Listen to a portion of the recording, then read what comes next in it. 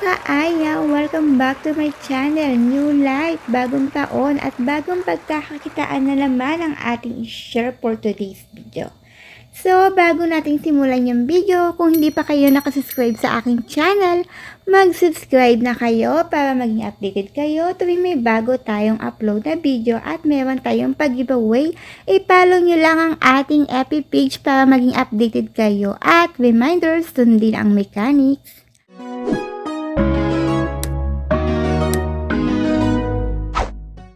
For today's video is about best life. Bagong-bago nga lang ito, pwede kang kumita sa sarili mong panel. So, paano nga ba tayo mag-o-open ang sarili nating panel at magpapa-oras? Click mo lang yan at eto pa ang may headset. Click mo yan. And then, upo ka na sa upuan mo. Take the mic. Ayan. So, dito pwede ka mag-self-love. Pwede ka mag-withdraw up to $5 pero sa coin seller. 30% rebate direct sa wallet mo, 10% Voom rewards can claim anytime. Dalawang tasking na meron siya, P-Coins, Personal Task and Voom Task.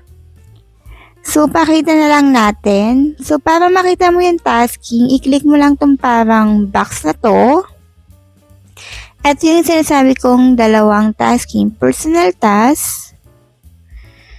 Ayan, maupo ka daw sa sariling oras mo panel, 30 minutes. Makaka-receive ka ng 2,000 coins. And sa 1 hour may 5,000 coins ka. Sa first Voom owner task, same lang din. Upo ka ng 30 minutes. Makaka-receive ka ng mga coins up to 5,000. So, kung nangatanong kayo, huwag kayong mag-atubili magtanong sa ating comment section kasi bago nga lang siya, so kailangan pa siyang i-explore. At pwede rin kayo magtanong sa inyong mga agency. So, yung mga games, eto yung mga games nila. Kung mahilig kayo mag-gamble. At ano pa ba? Ayan. Mga lucky game and so on. So, try natin mag-self-love sa sarili natin.